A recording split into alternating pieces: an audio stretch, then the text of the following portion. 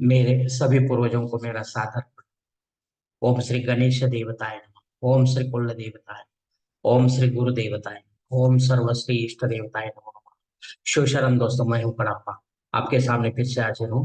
मेरे धर्म कर्म चैनल में आपका स्वागत है दोस्तों। दोस्तों, दिन नक्षत्र तिथि योग और कर्म, इन 5 अंगों से बनता है पंचांग। और रोज संकल्प छोड़कर पूजा करने से, पंचांग बोलने या सुनने से नाना सीधे आपको प्राप्त होने की संभावना बढ़ती है।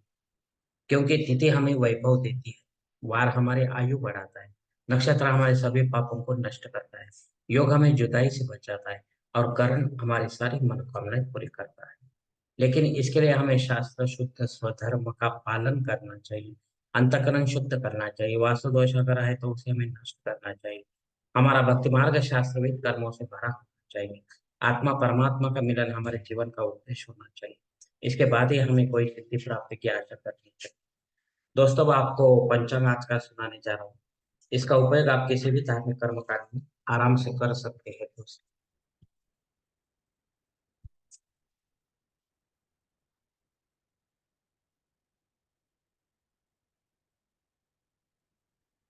दोस्तों, आज तारीख 4 मई 2024, शालिवान शक 1946, संवत्सर क्रोधी, आयन उत्तर, ऋतु वसंत, मास चैत्र, पक्ष कृष्ण।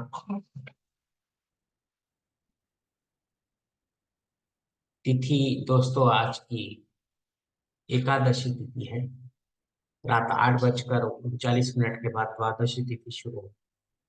वार शनिचर है दोस्तों। नक्षत्र दोस्तों आज का पूर्व भाद्रपदा नक्षत्र है। रात 10 बजकर 7 मिनट के बाद उत्तरा भाद्रपदा नक्षत्र शुरू होगा। योग दोस्तों आज का ऐंद्र योग है। सुबह 11 बजकर 3 मिनट के बाद वैधृति योग शुरू होगा। करण दोस्तों बहु करण है आज का। सुबह 10 बजकर 4 मिनट के बाद बालो करण शुरू होगा। और रात 8 बजकर 39 मिनट के बाद कौलो करण शुरू होगा। प्रमुख ग्रहों की राशि स्थिति सुबह 5:30 बजे कुछ इस तरह होगी दोस्तों।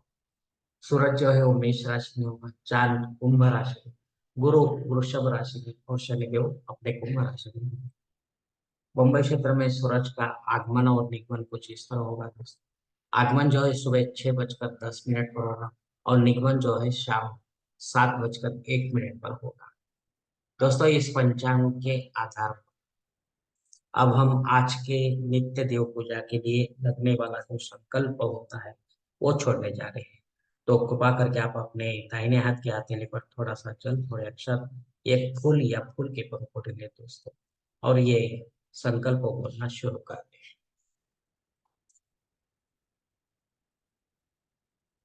हरो शिव शिव शंभो प्रवर्तमान सत्य ब्रह्म द्वितीय पराग श्वेत वराह कल्पे वैवस्वत कलियुगे प्रथम पादे जम्बूद्वीप भारतवर्ष भरतखंड मेरो दक्षिण दिग्भाग के महाराष्ट्र देश से व्यापारिक जानना वाले शालिवान शक 1946, प्रभवादि षष्ठी संवत्सरों में क्रोधी नाम सत्सय उत्तरायणी वसंत ऋतु चैत्र मासे कृष्ण पक्षे शनिचर मास पूर्वा भाद्रपद नक्षत्र ऐन्द्र योगी बहुकर्णी एकादशी शोभती तो वीर गोत्र में उत्पन्न हुए कड़पा मोह पात दुर्दक्षय द्वारा श्री पार्वती पति परमेश्वर विद्यार्थ विधि विधान से पंचोपचार नित्य देव पूजा एवं इष्टलिंग पूजा करें।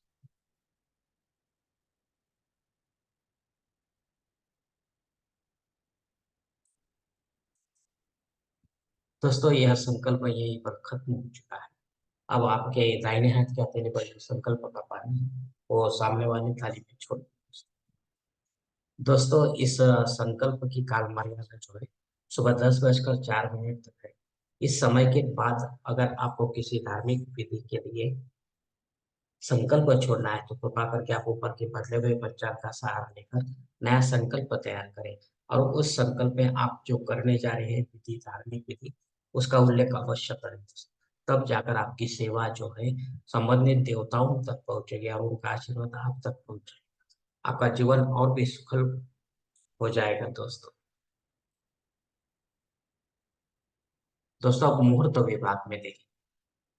इसमें धार्मिक विधि और उनके मुहूर्त काल कुछ इस प्रकार दिए गए हैं। सगाई के लिए मुहूर्त है तारीख 5। गोद भराई के लिए कोई मुहूर्त नहीं है।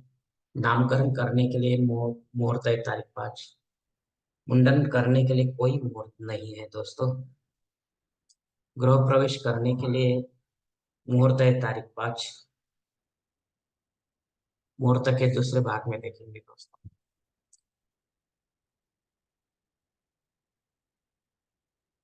जनेऊ संस्कार के लिए कोई मुहूर्त नहीं है। शादी ब्याह के लिए कोई मुहूर्त नहीं है। वास्तु शांति के लिए कोई मुहूर्त नहीं है। भूमि पूजन तथा पायाभरण के लिए कोई मुहूर्त नहीं। देव मूर्ति की प्राण प्रतिष्ठा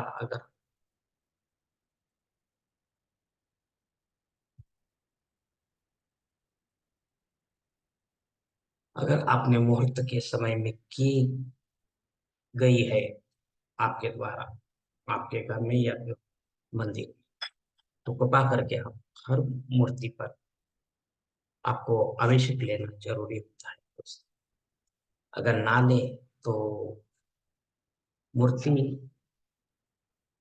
प्राण प्रतिष्ठित करके भी कोई फायदा नहीं होगा, क्योंकि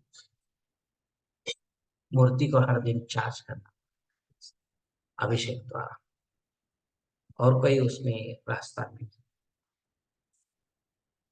तो ध्यान रखें दोस्तों, दोष लगने के बजाय हमें पुण्य कमाना, तो हमें हर एक मूर्ति पर अभिषेक लेना जरूरी है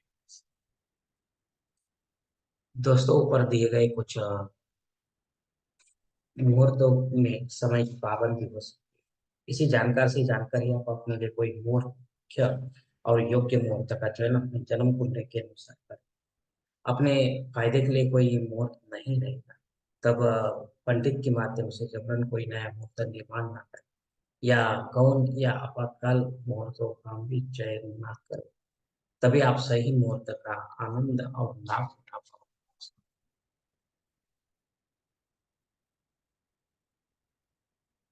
दोस्तों, पंचांग में दी गई कुछ अन्य महत्वपूर्ण जानकारी कुछ इस प्रकार है। पंचांग शुद्धि दोस्तों, सुबह 11 बजे तक अच्छा दिन है।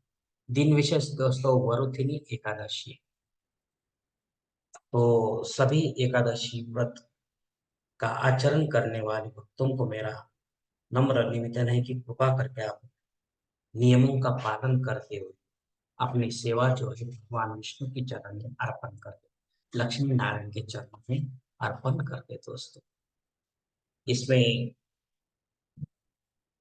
मंत्र जप, अभिषेक, दान धर्म और कुछ 11 बातें हैं जो मेरे शॉर्ट वीडियो में आपको देखने को मिलेंगे। अग्नि धरती पर हाजिर नहीं है दोस्तों, इसलिए आप नया कोई या नया कर्मकांड नहीं कर सकते जो रेगुलर है वही कर सकते। दोस्तों, आज श्री वल्लभाचार्य की जयंती भी है। तो जहां भी इनका जयंती उत्सव मना रहे होंगे, उसमें आपको शामिल होना है। एक महान संत थे दोस्तों। इनके जीवन चरित्र को हमें पढ़कर कुछ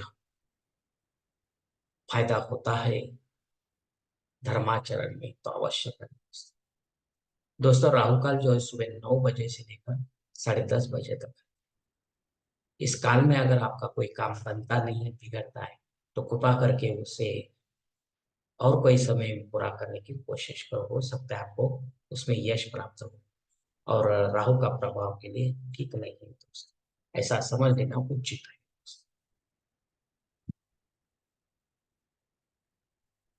दोस्तों, संकल्प के साथ की गई जो पूजा होती है वो 100% जल्द फलदायी होती है, क्योंकि ऐसे धार्मिक कर्म कांडों के कर्ता धर्ता हम ही होते हैं।